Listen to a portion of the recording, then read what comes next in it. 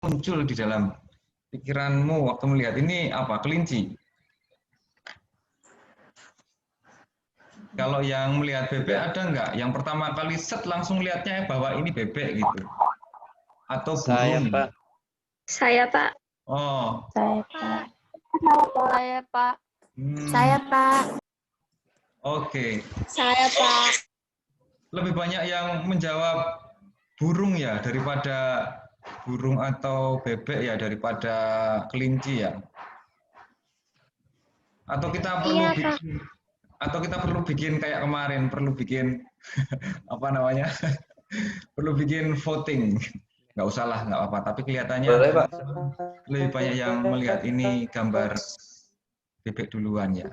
Oke, sekarang coba yang satunya nih, coba yang satunya. Kalau ini gambar apa? Itu ada dua gambar nenek-nenek dengan gambar seorang gadis yang sedang melihat ke arah sana, Pak. Oh ya, yang pertama kali muncul di dalam pikiran teman-teman yang melihat nenek-nenek duluan siapa? Atau ada yang belum ketemu? Nenek-neneknya sebelah mana? Ayo dilihat nenek-neneknya yang mana ya? Kok ada yang bisa sampai diputar-putar nenek-neneknya yang mana? Mana nenek-neneknya ya? Yuk, mana nenek-neneknya? Wanita tuanya mana wanita tuanya? Ayo, nggak kelihatan ya? Kelihatan, Pak, nenek-nenek, Pak. Kelihatan? Iya, Pak, kelihatan. Yang pertama kali melihat wanita muda siapa? Ayo. Siapa yang pertama kali melihat wanita muda? Saya, Pak. Oh ya, Saya. 1, 2, Saya, Pak. 3, Saya, Pak. 4, Saya lupa, Pak. 5. Yang lihat pertama kali nenek-nenek siapa? Saya, Pak. Saya, Pak. 1, 2, 3, Saya, Pak. 5, Saya, Pak. 6. Oh, 6 orang. Lebih banyak yang lihat nenek-nenek ya? 7. Oh, itu ada 7 juga. Nah, ini yang membuat pembicaraan hari ini tuh menarik. Pertanyaannya sekarang, menurut teman-teman, kenapa kok bisa ada yang melihat dengan sudut pandang yang berbeda, padahal gambarnya sama? Wah, mengapa kita bisa memiliki persepsi yang berbeda? Kok bisa persepsinya beda?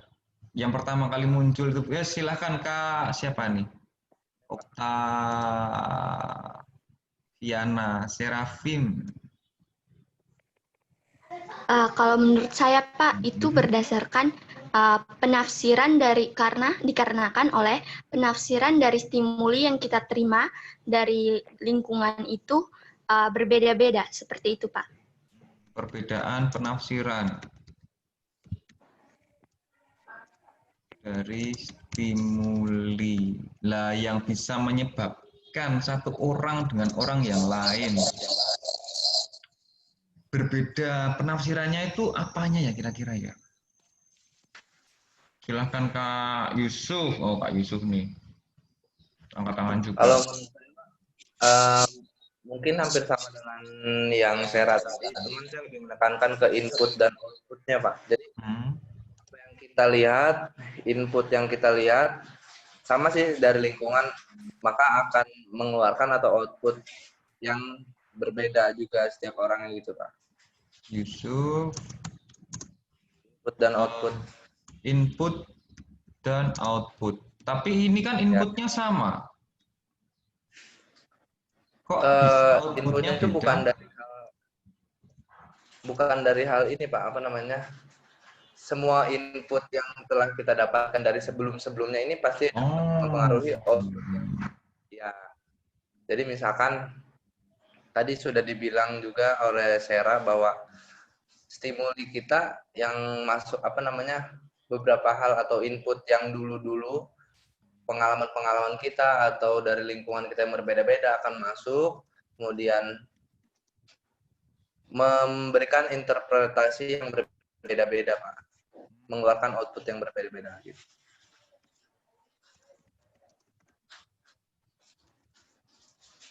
Nice. Terima kasih. Ada yang punya pendapat berbeda nih. Siapa tahu ada yang inputnya beda, kemudian outputnya jadi beda juga.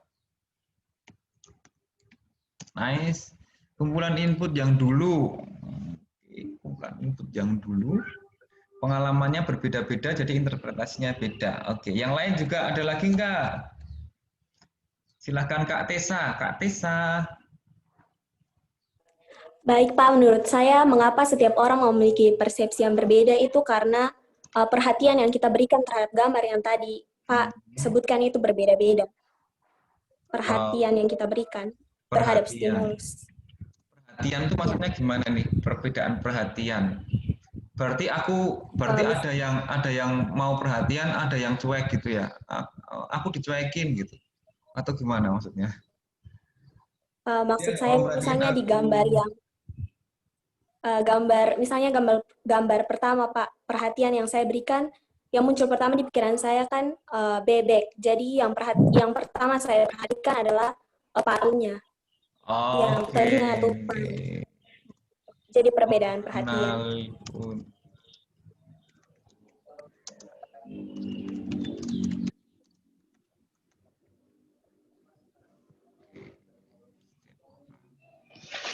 Di absen nih.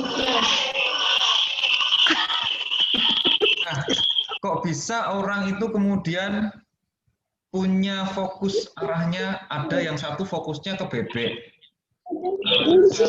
paruh gitu kan. Ada yang fokusnya tadi langsung ke apa tadi? Kalau yang kelinci fokusnya kemana? Mengenali bagian apanya dulu? Bagian moncongnya, Pak. Moncong, oh ya, satunya paruh, satunya moncong. Misalnya paruh dan moncong. Kok bisa ada yang langsung melihat ke paruh dan ada yang langsung melihat ke moncong? Apa yang menyebabkan perbedaan individualis? Perbedaan antar individu ini. Paruh vs moncong.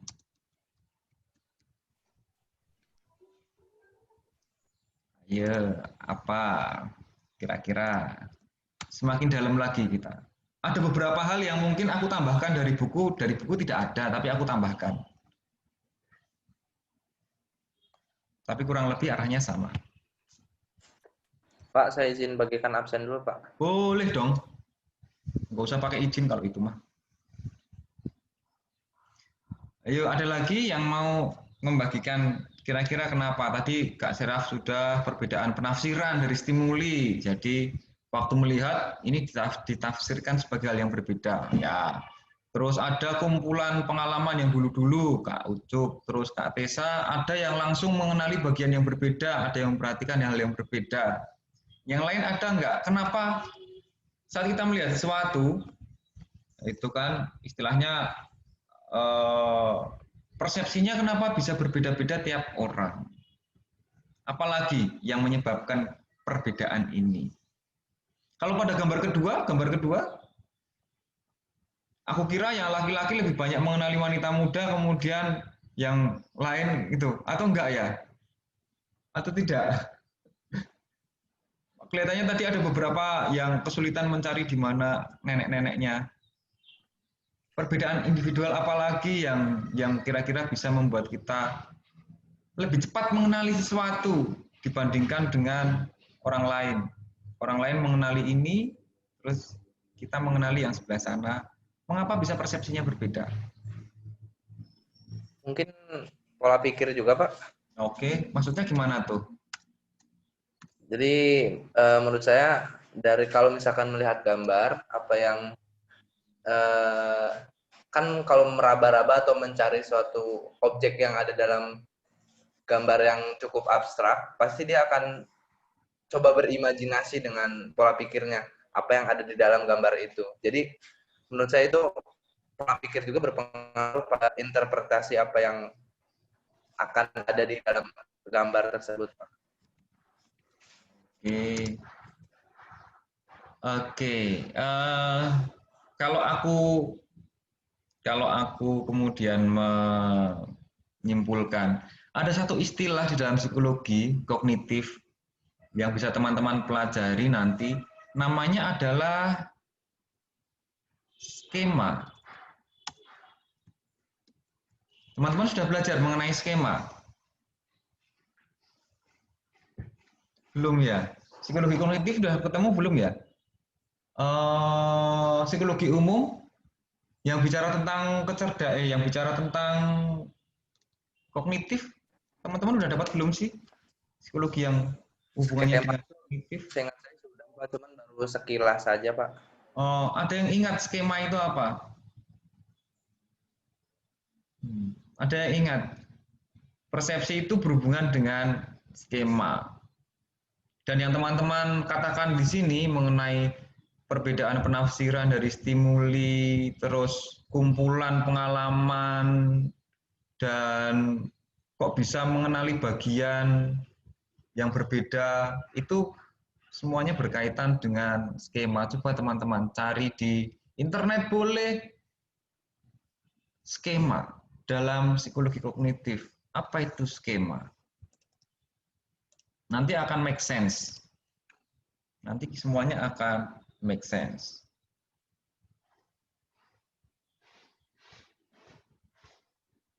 Ada yang sudah menemukan apa itu skema? Saya, Pak, sudah, Pak. Yuk, silahkan. Apa itu skema? Saya dapat sumbernya dari dosenpsikologi.com. Boleh. Menjelaskan bahwa konsep skema ini bertugas untuk gambaran mengenai bagaimana informasi sosial dipersepsikan dan diorganisasikan secara selektif dalam memori manusia. Kata kuncinya apa? Kamu sebutkan kata-kata kuncinya. Membuat gambaran tentang informasi sosial, Pak. Gambaran informasi sosial.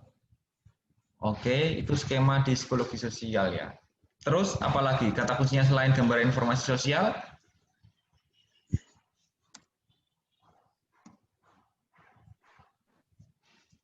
Dipersepsikan secara selektif di dalam memori, Pak. Dipersepsikan secara selektif dalam memori. Oh.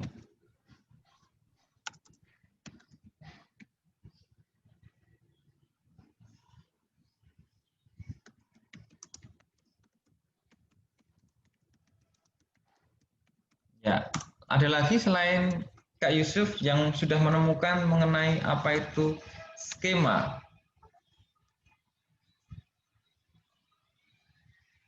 Ayo, ada internet kok. Pasti bisa kalau sambil nyari. Kita cuma sampai jam 1 jam aja kok, tenang aja. Hari ini tidak banyak. Skema. Kalau dalam web greenland.com, pengertian skema itu, Pak, skema adalah struktur kognitif yang berfungsi sebagai kerangka kerja untuk pengetahuan seseorang tentang orang, tempat, benda, dan peristiwa. Ini siapa ya? Nama dong? Octaviana, Pak. Octaviana, oke. Apa itu skema?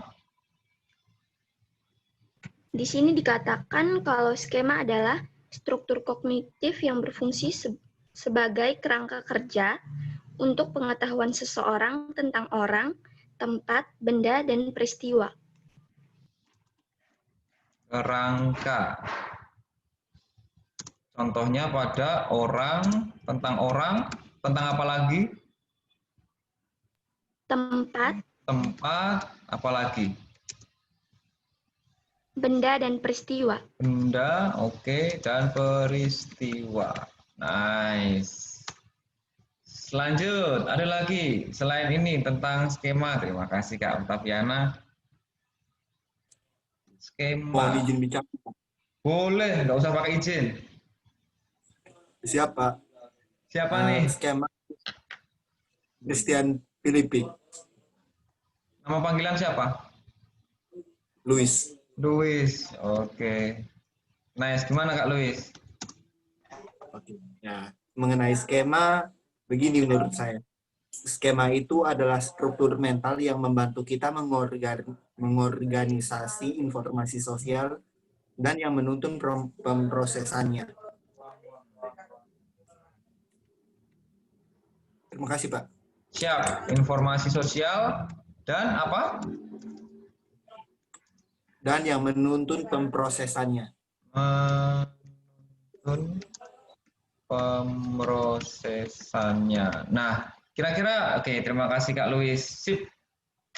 Nah, kira-kira menurut teman-teman, kira-kira sudah bisa membayangkan belum kenapa kan tiap orang memiliki mempelajari mengenai skemanya masing-masing ya. Dan apa yang kita pikirkan itu berkaitan memang dengan masa lalu kita. Misalnya begini. Di sini teman-teman ada yang pernah memegang kelinci. Berapa orang sih di kelas ini yang pernah pegang kelinci? Berapa orang yang pernah pegang kelinci? Berapa? 1, 2? Nggak banyak ya? Tidak banyak ya? Pak. Saya, Nah, Pak. oh tuh 1, 2, 3. Kalau yang pernah melihat atau memegang bebek atau burung, lebih banyak mana? Lebih banyak yang bebek kelihatannya ya? Wah, ya betul. 1, 2, 3, 4, 5, 6, 7. Iya, betul. Nah, pengalaman kita itu kan membentuk skema. Apa itu bebek? Ngapain digini-gini ini tuh? Apa itu bebek? Apa itu kelinci? Itu kan kita tahunya dari pengalaman. Kalau kita tidak pernah melihat, ya skemanya tidak terbentuk. Skema ini yang kemudian membuat persepsi kita satu sama lain itu berbeda-beda. Kalau teman-teman itu sering lihat burung, atau lihat bebek, atau lihat paruh, waktu melihat gambar misalnya, kayak gini gambar yang pertama kali dikenali langsung memang yang paling sering skemanya, yang paling dekat, yang paling familiar. Ini menjadi salah satu basis dari tes TAT juga. Teman-teman belum dapat ya tes TAT ya, yang perception test. Tes rusah itu juga sama. Ini gambar apa gitu, ini gambar ini gitu. Itu kan muncul dari dalam dirinya berdasarkan skema-skemanya dia. Begitu juga dengan gambar yang kedua. Kalau saya orangnya kan dekat dengan ibu. Jadi saya agak anak mami saya itu. Jadi kalau jauh sama ibu saya nangis. Jadi kalau melihat gambar seperti ini yang pertama kali kelihatan bukan wanita muda, tapi itu nenek-nenek, wanita tua. Karena skema mengenai ibu itu dekat dengan saya. Jadi waktu pertama kali lihat yang kelihatannya langsung figur yang memang cocok dengan skema yang dekat dengan saya. Nah itu kenapa kemudian kita waktu melihat sebuah gambar, sebuah ilusi, itu kita berusaha menerjemahkannya menggunakan skema yang kita miliki. Sekarang, pertanyaan yang dekat dengan lintas budaya. Kira-kira ada tidak pengaruh budaya terhadap skema yang kita miliki? Silahkan teman-teman.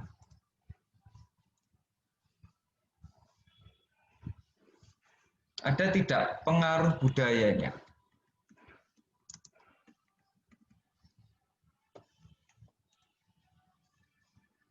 Kira-kira kalau ada apa?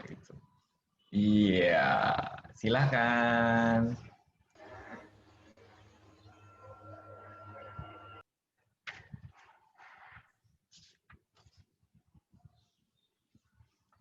Ada yang mau menjawab kira-kira apa nih? Kalau ini di buku ada. Kalau ini di buku ada, karena sudah masuk ke buku kalau ini.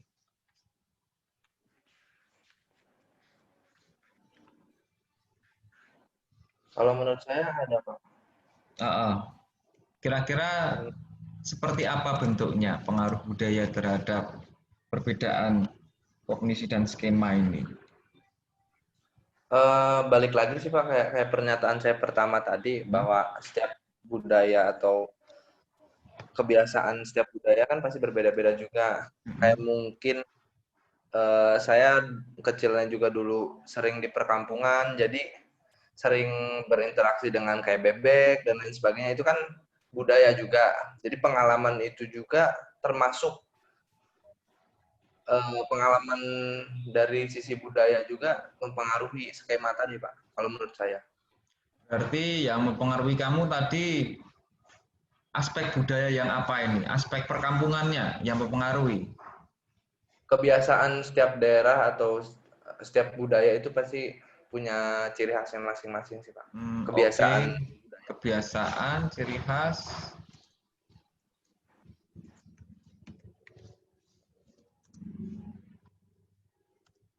Kalau bebek ciri khas dari apa? Perkampungan gitu berarti maksudmu?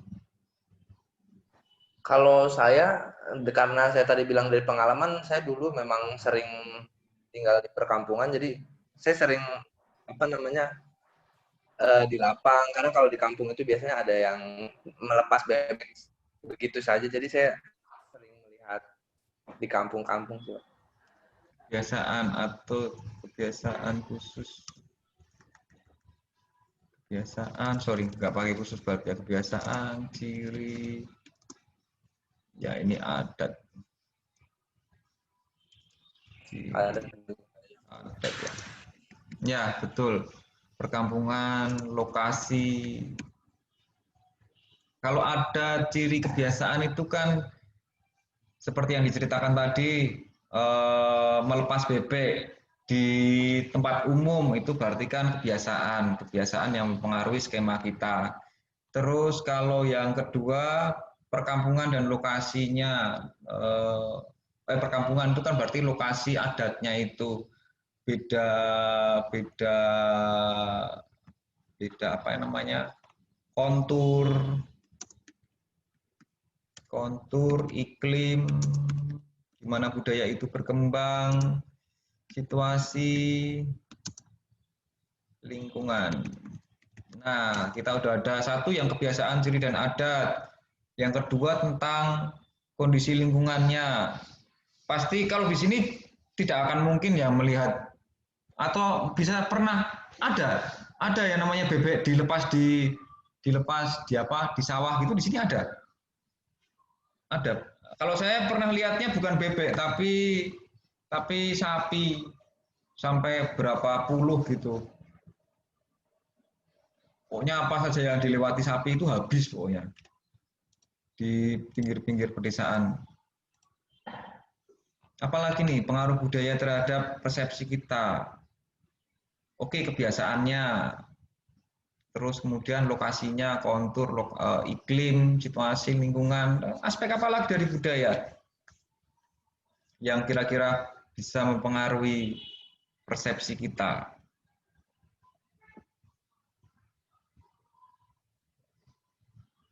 Selain dua ini.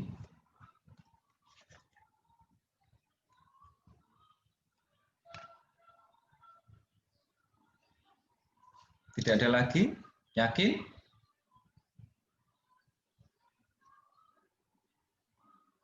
Ada lagi? Kalau tentang kadang-kadang kita sering bukan kadang-kadang ya. Saya itu kalau bicara dengan sesama orang kota Kupang, kadang-kadang kita menganggap remeh orang desa, menganggap mereka bodoh gitu kan, orang desa bodoh, tidak mampu.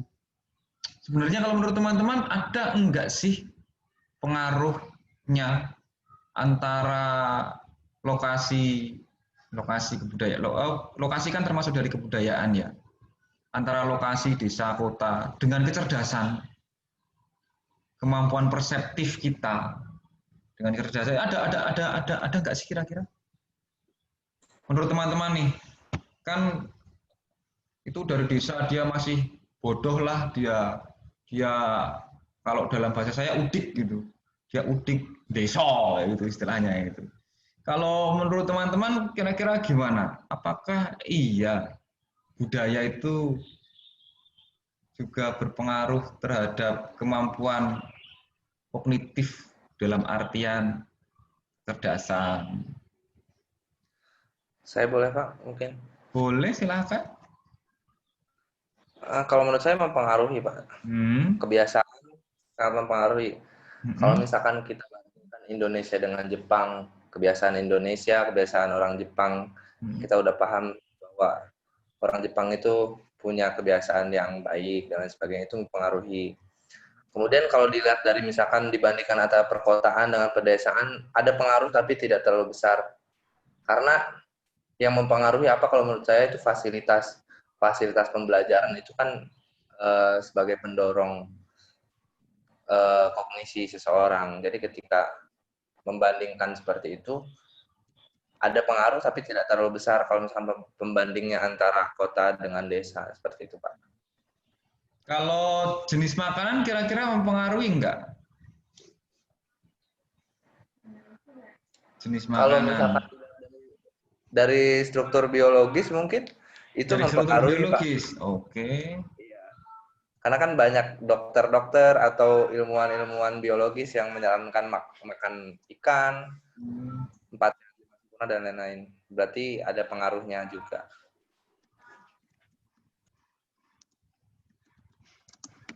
Lalu kalau di NTT itu kan gampang ya kita cari ikan ya, itu kan. Tapi kenapa kayak misalnya stunting itu masih sering terjadi? Kenapa kemudian kalau orang sudah stunting itu kan berarti kognitifnya kan menurun kan? Ada kemungkinan besar mengalami penurunan kognitif. Kira-kira kenapa ya? Kok bisa ya? Padahal ikan kan gampang. Kalau tadi nyebut ikan loh. Kalau menurut saya kebiasaan juga Pak. Karena kan tidak semua orang yang biasa makan ikan, tidak semua orang biasa makan sayur, tidak semua orang biasa makan makanan yang menurut dia sesuai dengan apa yang dia cerna dan lain sebagainya. Karena kebiasaan itu kan akan mempengaruhi apa yang akan dia lakukan nantinya gitu. Berarti pemilihan masakan, pola makan gitu ya?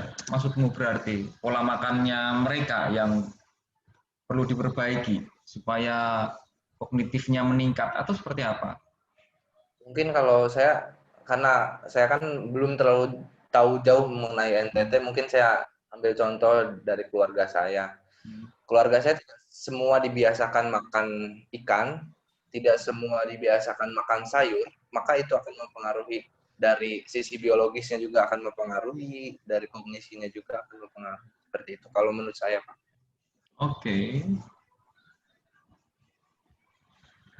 Kalau menurut teman-teman yang dari NTT sendiri gimana yang asli sini? Pasti banyak nih. Apakah iya pemilihan pola makanan asli sini, makanan asli NTT gitu kan, makanan yang biasa teman-teman makan, apakah dia berpengaruh terhadap kemampuan kita memproses informasi? Kalau menurut teman-teman bagaimana? Ini sudah mulai masuk ke yang kritis kita.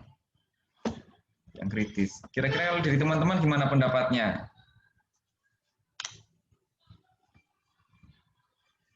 Ayo, kalau diminta berpendapat, diam. Itu oke, silakan berpendapat. Kan kita bicara tentang kognisi, kita bicara tentang persepsi, kita bicara tentang kecerdasan, kita bicara tentang budaya, gitu kan? Silakan loh, jangan takut loh. Takut apa sih?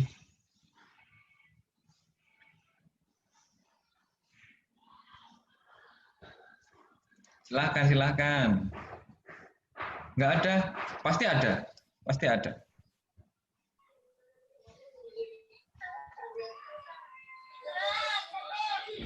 Halo? Tidak ada? Ya sudah, kalau begitu kita lanjutkan. Kalau memang tidak ada. Berarti kita menemukan tadi yang pertama tentang ciri atau kebiasaan masyarakat, terus perkampungan, tentang lokasi, tentang fasilitas, aktivator, itu kan memfasilitasi sesuatu supaya bisa aktif. Termasuk pendidikan itu kan termasuk aktivator. Kemudian kebiasaan-kebiasaan yang mempengaruhi kognitif, misalnya kebiasaan di Jepang. Kebiasaan di Jepang apa yang mempengaruhi kognitif? Apa yang membuat mereka lebih cerdas menurut teman-teman? Katanya tadi nyebutnya Jepang. Apa yang bikin mereka lebih cerdas? Kalau menurut saya kebiasaan tepat waktu dan kedisiplinan sih Pak. Itu juga mempengaruhi kalau menurut saya. Oh iya, oke. Tepat waktu, kedisiplinan. Saling menghargai. Terus?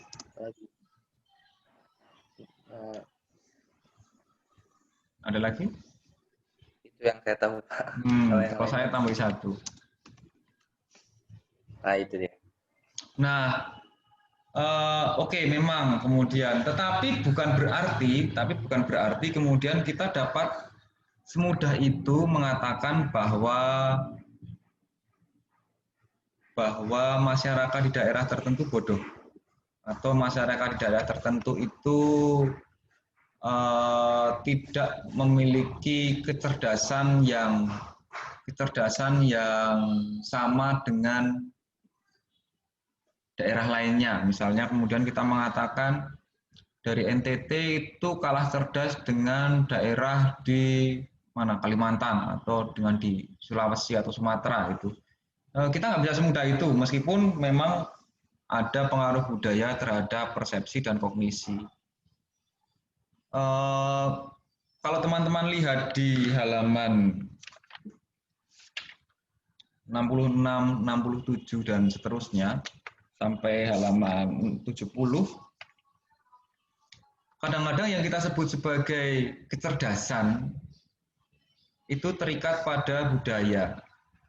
Misalnya, teman-teman di sini banyak yang otomatis tanpa diapa-apain, karena sudah pengalaman bisa bertani, bisa mengelola pertanian, bisa berternak. Padahal berternak dan bertani itu sebenarnya sebuah kecerdasan untuk sebuah kemampuan, gitu kan. Kalau saya nggak bisa, karena saya tidak lahir dan besar dari kebudayaan itu. Sebelum kita membandingkan secara tidak wajar antara dua kebudayaan menggunakan kecerdasan tertentu, kita perlu cek dulu alatnya. Misalnya, kalau memang kemampuan matematikanya yang dibandingkan antara orang NTT dan orang di luar NTT, misalnya di Sumatera seperti itu, dan dilihat bahwa orang NTT itu kemampuan matematikanya itu rendah, bisa saja bukan karena kebudayaan NTT-nya yang menyebabkan, tetapi lebih pada struktur pendidikannya seperti yang tadi sudah dikatakan oleh Ucup. Kita tidak perlu, maksud saya begini, kita tidak perlu kemudian melihat perbedaan budaya, kemudian semuanya disalahkan pada budaya. Orang NTT itu keras kepala, disalahkan budayanya. Kita itu orangnya tidak mau berkembang karena keras kepala dan lain sebagainya. Yang disalahkan budayanya. Tidak semudah itu menyalahkan budaya. Karena ada banyak aspeknya, mulai dari kebiasaan, ciri perkampungan, lokasi, dan pengaruh makanan, juga pemilihan pola makan. Yang perlu kita cek adalah seandainya memang ada masalah, maka kita cari aspek budayanya yang bermasalah di mana. Misalnya ada sebuah penelitian mengenai pola makan ibu yang selesai melahirkan di daerah TTU kalau saya tidak salah. Di sana itu ada beberapa perkampungan yang kebiasaannya hanya memberikan jagung bosi saja tanpa makanan yang lain. Jadi kemudian kemungkinan bayinya bisa mengalami penurunan berat badan dan lain sebagainya karena kekurangan gizi. Nah ini kan berarti ada yang bermasalah memang. Kita langsung lihat saja yang bermasalah di mana, kemudian kita berikan jalan keluar. Tanpa perlu kita menyalahkan keseluruhan budaya. Jadi kejatuhannya orang yang belajar lintas budaya itu menyalahkan kebudayaan secara general, secara keseluruhan, dan menyalahkan mereka untuk semua masalah yang muncul. Jadi segala sesuatunya disalahkan pada budayanya. Saya kira itu yang perlu kita cermati. Misalnya di halaman ke 66 dan 67 ini. Di halaman 66 dan 67 itu ada beberapa ilusi, ya kan? Ada ilusi tentang Meyer, terus ilusi vertikal horizontal dan lain sebagainya. Dan yang mudah tertipu oleh ilusi ini ternyata adalah orang-orang dari kebudayaan kota. Jadi orang-orang yang kebudayaannya itu memang sering melihat kotak-kotak. Bukan berarti mereka lebih bodoh daripada orang yang tidak tertipu, tetapi perbedaan ini terjadi karena adanya, seperti yang tadi teman-teman sudah sebutkan, pengalaman dari masa lalu dan skemanya. Makanya ada teori tentang Carpenter World Theory, yaitu orang yang sering hidup di dalam dunia yang bentuknya itu kotak-kotak, seperti gedung dan lain sebagainya, akan lebih mudah untuk mengalami ilusi pada gambar-gambar di halaman 66 dan 67. Sebaliknya, orang-orang yang ilusi visual pada orang-orang pribumi, bukan pribumi ya, orang-orang di daerah yang masih jarang gedung, lebih banyak alam, seperti di daerah NTT, itu lebih rentan terhadap ilusi yang ada di gambar pada halaman 74, yaitu ilusi mengenai persepsi kedalaman. Menunjukkan bahwa skema itu mempengaruhi bagaimana cara kita melihat sebuah gambar. Bukan berarti orang di kota atau orang Inggris atau orang yang sering melihat kotak-kotak seperti kota itu lebih pintar daripada orang-orang pedalaman. Bukan begitu, tapi karena orang-orang pedalaman punya skema bahwa seperti kalau di halaman 74 itu, yang lebih dekat maka yang menjadi sasaran. Karena itu kemudian sasaran yang dikejar menurut mereka itu gajah, bukan rusa.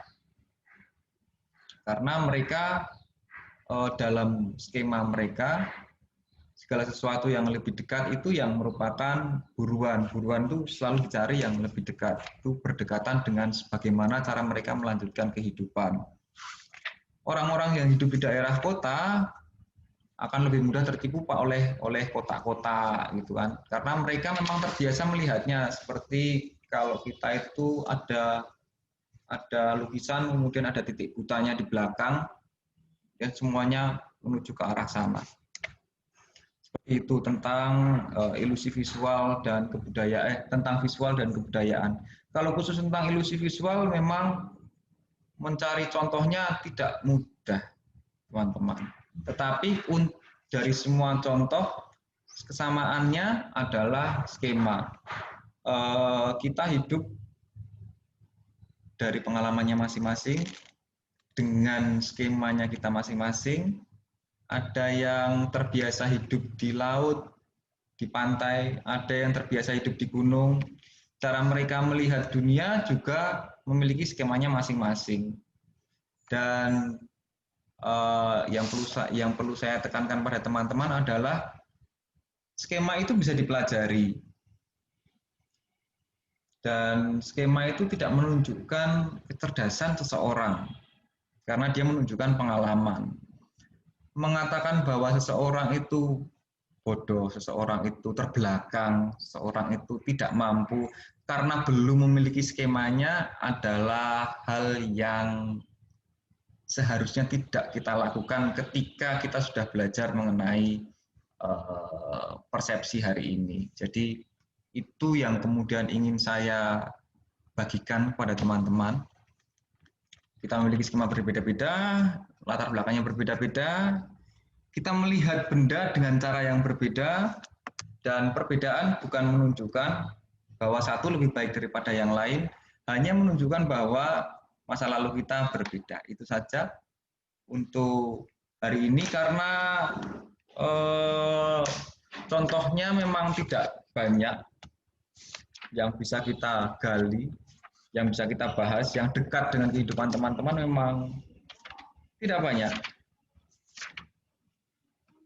Tapi dalam kebudayaan setidaknya itu yang dekat, skema. Baik, ada pertanyaan sampai sini untuk teman-teman semuanya?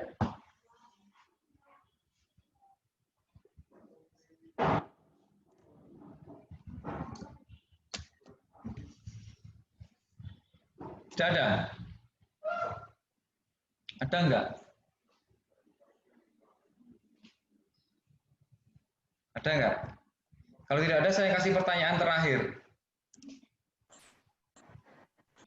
Saya kasih pertanyaan terakhir nih. Pertanyaannya adalah, dapatkah kita mengalami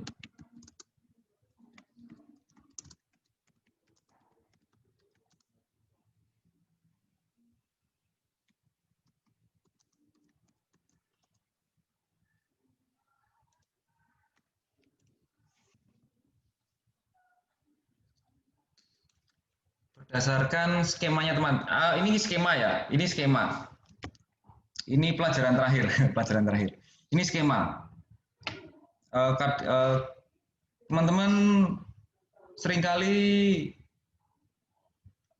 dalam pembicaraan sehari-hari setidaknya pernah mendengar mengenai keadaan-keadaan gaib, gitu kan. Karena itu adalah skema penjelasan kenapa sesuatu terjadi. Itu kan skema sebenarnya. Bahayanya adalah ketika kita sudah belajar psikologi, kita menganggap mereka bodoh. Itu. Kita menganggap orang yang percaya bahwa adanya gangguan mental sebab karena sesuatu yang gaib itu mereka orang bodoh, itu kan. Padahal itu kan skema yang berdasarkan budaya untuk menjelaskan sesuatu. Pertanyaan saya yang terakhir ini, menurut teman-teman, berdasarkan skemanya teman-teman, jujur-jujuran aja, dapatkah kita mengalami gangguan mental atau gangguan apapun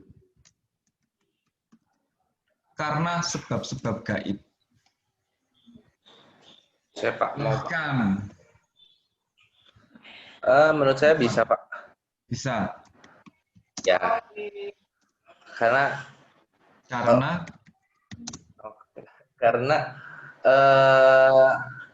walaupun di zaman era saat ini masih banyak orang-orang yang percaya mengenai dukun dan lain sebagainya. Jadi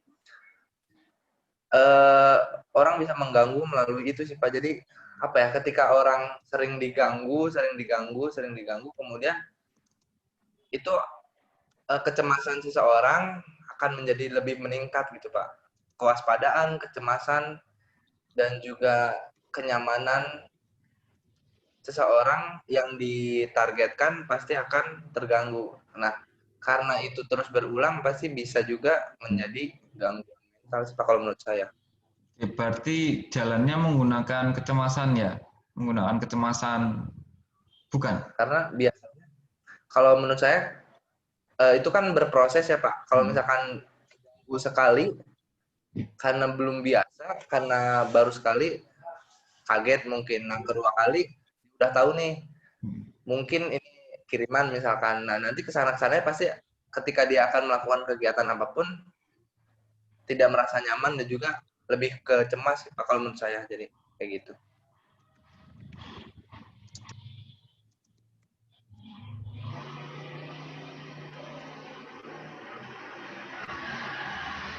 Oke, ada lagi teman-teman. Terima kasih Yusuf. Ada lagi teman-teman.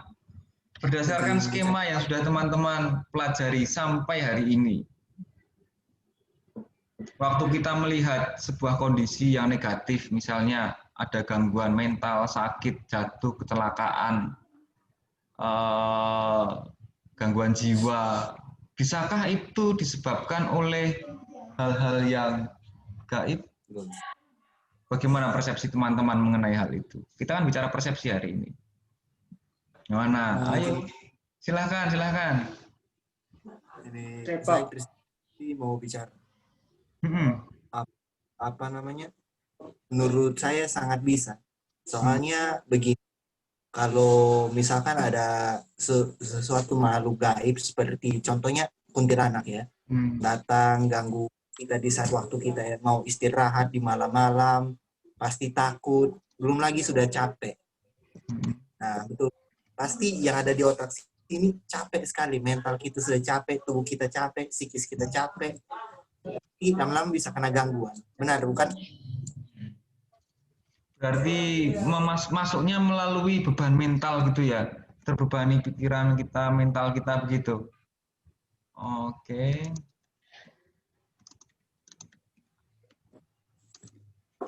Nice. Terima kasih. Ada lagi? Dilanjutkan Kak Luis, masih ada lagi?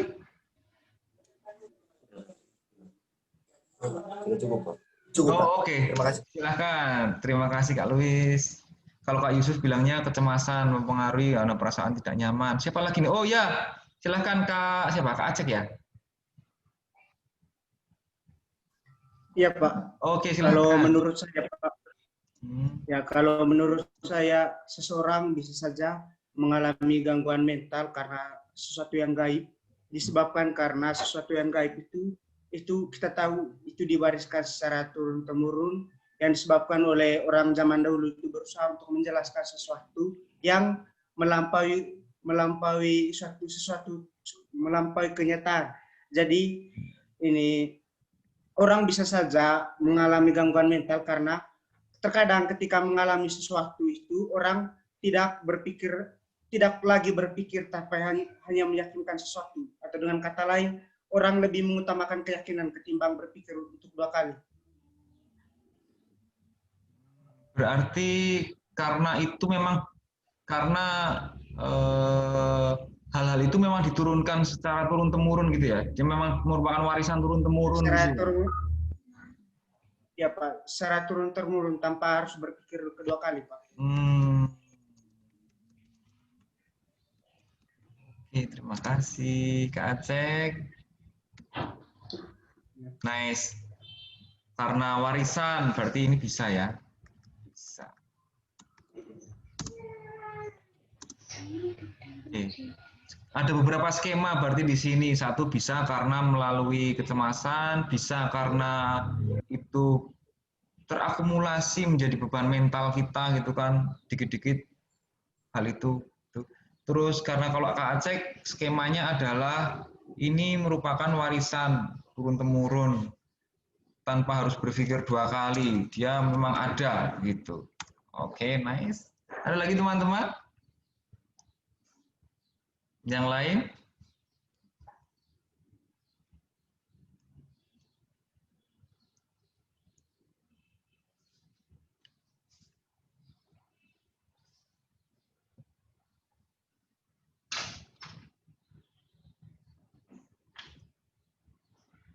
Tidak ada yang berpendapat? Ada pasti yang berpendapat yang lain. Berdasarkan skema yang sudah kita pelajari, bagaimana persepsi kita mengenai hal-hal negatif?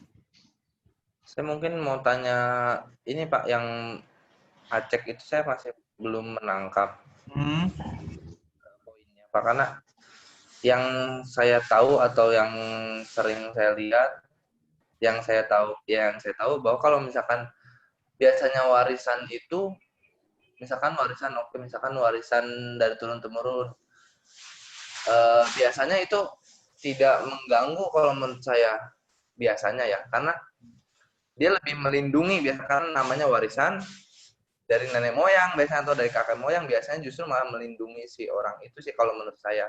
Jadi makanya saya belum dapat poinnya. Gimana Kak Aceh tuh? Maksudnya ada kan kalau warisan tuh pelindung gitu ya, yang melindungi kita itu. Ya biasanya seperti itu, karena yang saya tahu banyak, misalkan ada yang dapat nih semacam makhluk gaib kayak singa atau harimau, misalkan dia didapat dari nenek moyang atau kakek moyang sebagai pelindung. Yang saya tahu seperti itu. Jadi mungkin ada tambahan dari Aceh yang bisa yang menjelaskan.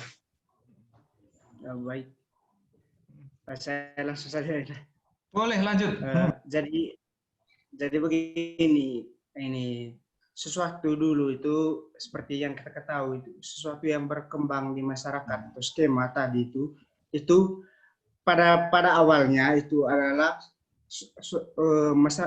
orang zaman dulu berusaha untuk mencari penjelasan mengenai sesuatu fenomena yang mereka jumpai di lingkungan mereka. Kemudian mereka menjadikan beberapa hal seperti misalnya jangan membuat suatu cerita, kemudian cerita itu diwariskan turun-temurun begitu. Jadi ketika orang misalnya mereka menebarkan untuk menjelaskan supaya orang dilarang untuk keluar malam, mereka membuat sebuah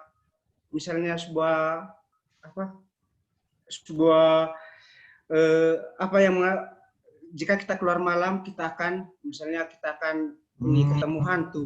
Jadi itu kan merupakan kepercayaan tanpa ada bukti nyata begitu bahwa hantu itu benar-benar ada, karena tidak ada bukti begitu. Jadi orang ketika berjalan malam itu karena diturunkan turun temurun nih.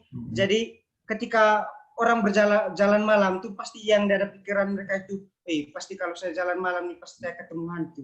Jadi orang tidak berpikir lagi apakah betul ada hantu atau tidak, tetapi hanya meyakini bahwa malam itu identik dengan bertemu dengan hantu. Jadi orang tidak berpikir dua kali untuk sesuatu yang sudah menjadi keyakinan yang berkembang di masyarakat dan tentunya diwariskan secara turun-temurun. Oh begitu. Jadi keyakinan yang tidak bisa dipertanyakan itu yang menyebabkan mereka sakit ya. Maksudnya orang menjadi takut karena kemudian itu adalah ceritanya seperti itu gitu ya. Karena memang ceritanya yang berkembang seperti itu, mereka jadi takut begitu. Asal-muasalnya takutnya dari situ berarti. Ya. Okay. Sebenarnya karena itu tadi. Oke, selanjutnya masih ada lagi teman-teman yang lain? Apa nih? Mungkin Pak, kalau menurut saya itu tidak akan berpengaruh besar ke dalam gangguan mental kalau menurut saya. Karena kalau keyakinan itu, ini kan kita bicara mengenai gaib ya Pak ya.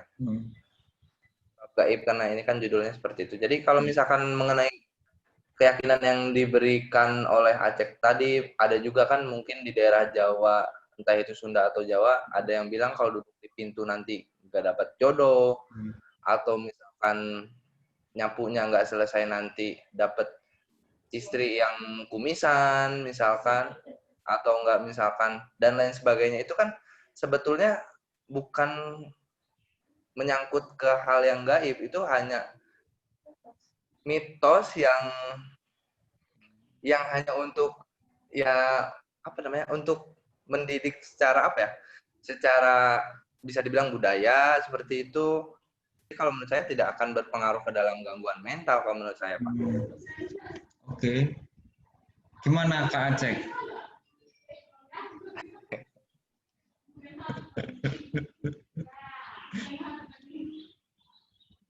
Iya, memang yang kemudian perlu kita soroti adalah ketika masyarakat, Kak Tessa mau. Kak Tessa juga mau jawab. Oh iya, silahkan Kak, silahkan. Saya ingin menambahkan membantu Aceh dalam mempertahankan argumennya. Itu ada teori Carl Jung yang tentang pengalaman kolektif, Pak. Jadi di situ dijelaskan kalau misalnya ada perilaku-perilaku kita yang didasarkan oleh kepercayaan dari leluhur-leluhur kita. Jadi mengapa itu bisa dikaitkan dengan gaib? Karena ada kepercayaan, kita percaya bahwa ada suatu kekuatan di luar yang ada suatu kekuatan lain, jadi makanya bisa kita anggap bahwa kekuatan gaib itu bisa mengakibatkan kita mengalami gangguan mental, menurut saya. Oke, sip. Terima kasih. Ini langsung masuk ke psikologi malah ya, jadi pakai teorinya Jung. Oke, boleh. Nah, pertanyaan lanjutannya adalah apa yang harus kita lakukan ketika skema ini mengharuskan kita untuk melakukan hal yang bertentangan dengan psikologi. Misalnya, bagaimana jika skema budaya, ya kan, bertentangan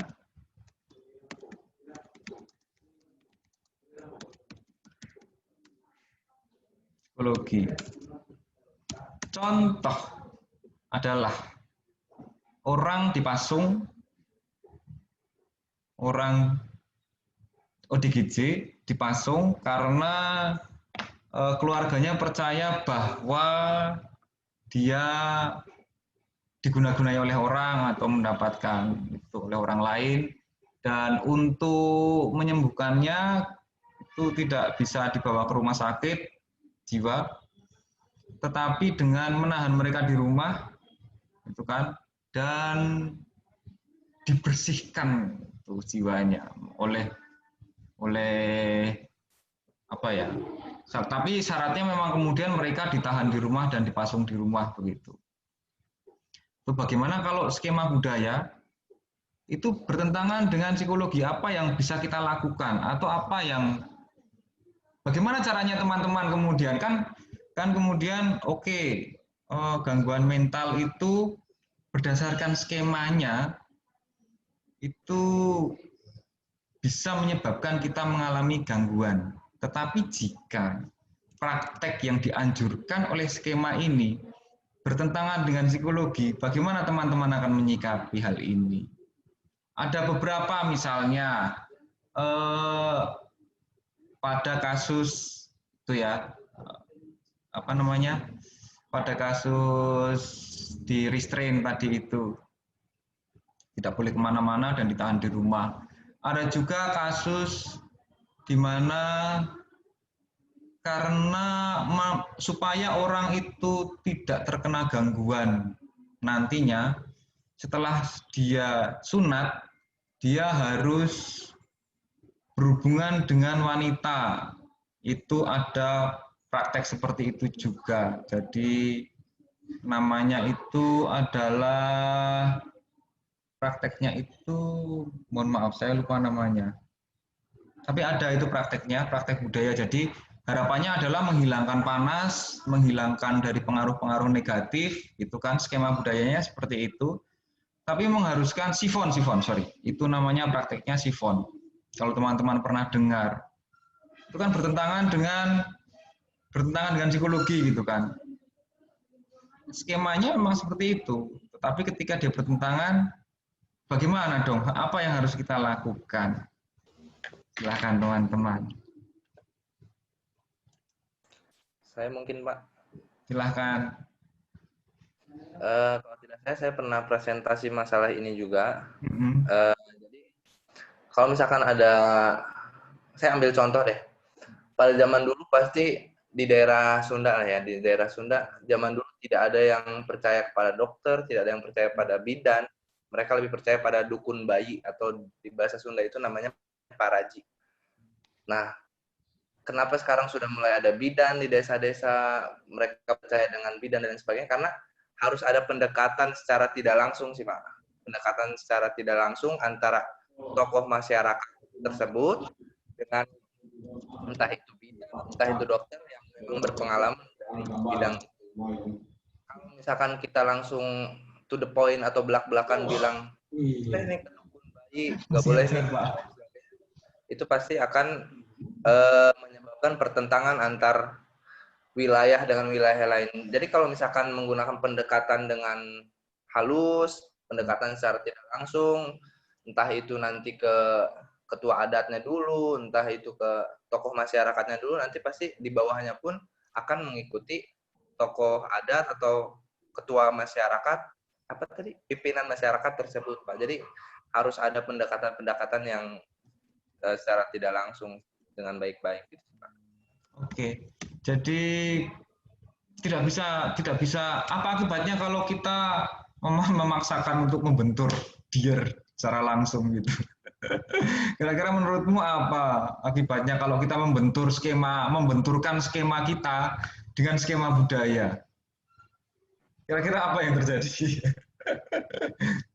akan ada perselisihan antar dua pihak, ada pergesekan antar dua pihak. Yang pertama, pihak pertama mengkukuhkan atau mengkokohkan argumennya, pihak di desa-desa juga tetap membela dukunnya.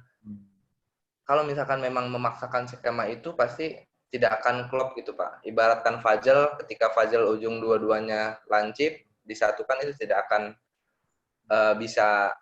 tidak akan bisa menyatu. Tapi kalau misalkan memang ada pendekatan secara tidak langsung dengan baik-baik, pendekatan kepada ketua adat, pimpinan masyarakat dan lain sebagainya, itu pasti bisa diterima, Pak. Oke, thank you. Good.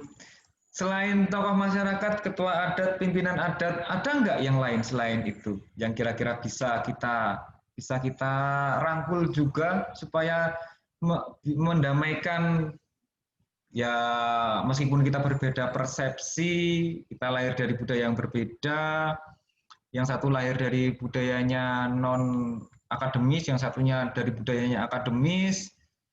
Pihak mana lagi sih yang kira-kira bisa kita rangkul selain tokoh masyarakat, ketua adat, pimpinan masyarakat untuk mendamaikan skema pergesekan skema ini? Mungkin orang siapa? Orang yang dituakan. Biasanya kan dalam keluarga ada orang yang dituakan atau yang dianggap punya peran penting di dalam satu keluarga. Itu yang perlu dikasih edukasi atau pendekatan-pendekatan secara tidak langsung. Oke, ya. Ada lagi selain itu? Aku yakin masih ada. Coba, kira-kira siapa lagi yang kira-kira bisa mempengaruhi, bisa dengan membantu kita? Kira-kira siapa lagi? Tokoh masyarakat, oke. Ketua adat, oke. Pimpinan masyarakat, oke. Orang yang dituakan, oke. Ada lagi kira-kira yang bisa pendekatan mana lagi?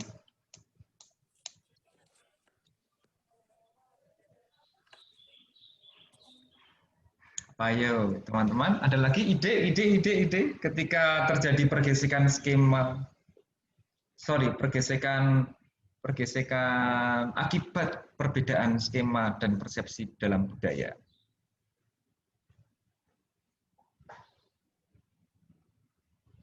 Ayo, teman-teman. Ada lagi?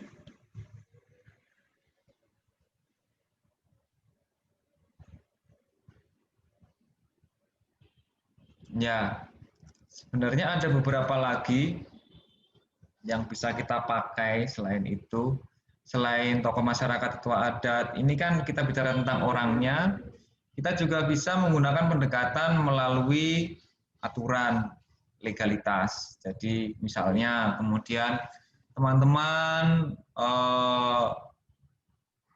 mendorong, melakukan petisi untuk melegalkan aturan-aturan tertentu yang lebih ramah lah terhadap kemanusiaan, menghilangkan yang namanya sifon, gitu kan,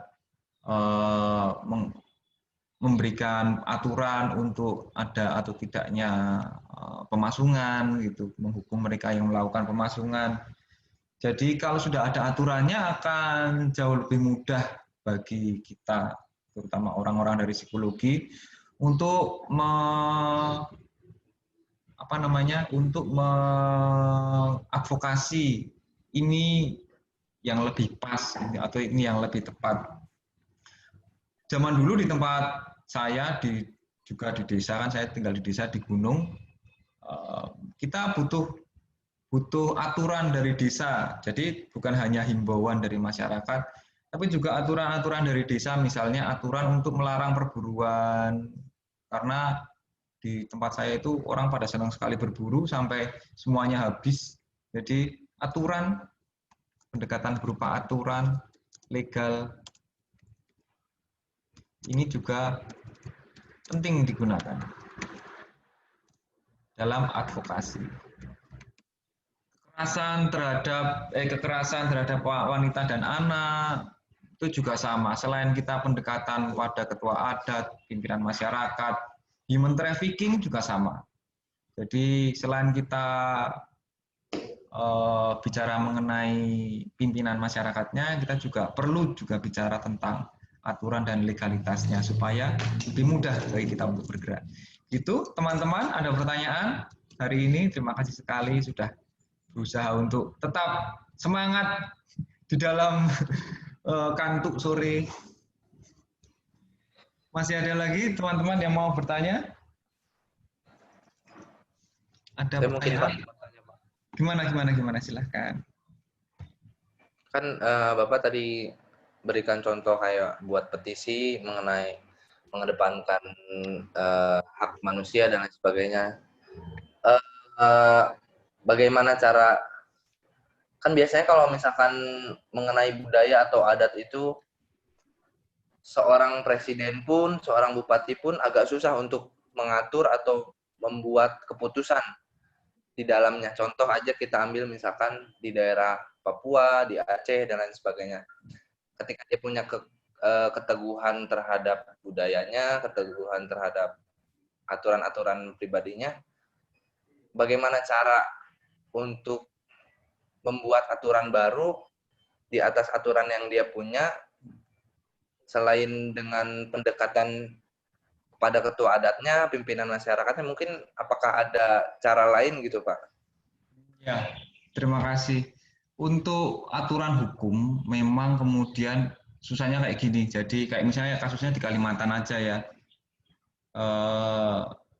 Adik saya di sana kan jadi, sorry bukan adik, tapi keluarga saya ada yang di sana menjadi hakim gitu kan. Terus dia bercerita tidak mudah untuk mendamaikan antara hukum adat dan hukum negara, hukum positif. Seolah-olah sebuah tempat tapi adatnya double, hukumnya double gitu kan. Karena memang untuk mengatur masyarakat kita butuh hukum juga, butuh aturan. Betul, presiden tidak mudah kalau urusannya sudah dengan hukum adat, makanya terjadi tarik menarik. Kayak misalnya kita kemarin waktu ada agak rame-rame di Kupang mengenai human trafficking, ada beberapa teman aktivis yang memang turun ke jalan untuk mendorong mengenai aturan human trafficking di NTT. Dan itu salah satu caranya memang, ya bahasa kasarnya ada yang demo kemudian supaya aturannya itu turun gitu ya. Kalau DPR jalanan kan seperti itu, dia turun ke jalan kemudian mendorong supaya aturannya itu goal. Tapi selain itu kita juga bisa bergerak melalui audiensi dengan DPR, audiensi dengan kayak misalnya kita, kalau saya ya bikinnya penelitian atau tulisan webinar yang berkaitan dengan hal itu, dengan aturan apa yang sekarang sedang berusaha, masalah apa yang sedang berusaha kita buatkan aturannya. Kayak misalnya kemarin ada rame-rame tentang kawin tangkap gitu kan. Itu bukan semata-mata diramaikan, tetapi kan berusaha dibuat regulasinya, dibuat aturannya. Seperti apa sih yang boleh, seperti apa sih yang tidak boleh, itu yang kemudian berusaha untuk digodok. Meskipun tidak akan mudah memang. Karena yang membuat aturan kan memang kalau di Indonesia bukan presiden semata-mata ya, tetapi dari DPR juga. Makanya butuh lama untuk urusan ke sana. Teman-teman kalau senang dengan advokasi yang urusan hukum ini, yang politik-politik hukum ini, itu bisa mengikuti, kalau kami itu biasanya memang lewat petisi, terus ya demo itu juga salah satunya, pergerakan melalui LSM, audiensi dengan pemangku kepentingan, dan mereka yang memang bisa membuat aturan, bisa menyuarakan keinginan kita, kemudian mengabulkan. Salah satu cara yang paling umum, misalnya sudah ada RUU, misalnya kemarin ada RUU PKS itu, kemudian kita menunjukkan dukungan terhadap RUU itu supaya dia lebih cepat digolkan. Itu cara-cara, kita nggak bisa sendirian kemudian meminta presiden untuk ngegolin aturan, enggak, kita memperjuangkan aturannya kan lewat sana. Jadi menunjukkan dukungan kita terhadap aturan-aturan tertentu yang sedang dibuat, yang memang butuh ada. Kalau di sini, misalnya kemarin tentang moratorium TKI itu kan butuh waktu cukup lama bagi para pejuangnya untuk bisa akhirnya aturan moratorium itu keluar. Tapi akhirnya bisa juga goal gitu. Jadi ya tidak bisa sendirian dan membutuhkan waktu, terutama bekerja dengan bersama-sama. Itu untuk mengenai aturan dan hukum legalitas. Legalitas itu tidak hanya di atas, tapi juga mulai dari sisi desa itu sudah ada legalitas. Aturan-aturan desa itu sudah ada. Jadi legalitas tidak melulu di atas, tapi juga ada yang levelnya di bawah sampai ke RT. Itu ya, teman-teman, mengenai aturan, legalitas, dan advokasi. Ada lagi teman-teman yang lain yang ingin menyaringkan atau men-sharingkan, bertanya? Jika tidak ada, maka kelihatannya teman-teman sudah mengantuk semua, saya juga. Jadi kita akan bertemu di minggu depan pada bab berapa ya? Bab 4 kayaknya. Bertemu bab 4 ya, betul. Kita akan bertemu besok di bab 4 kognitif, dan pertemuan berikutnya, pertemuan kita yang terakhir itu,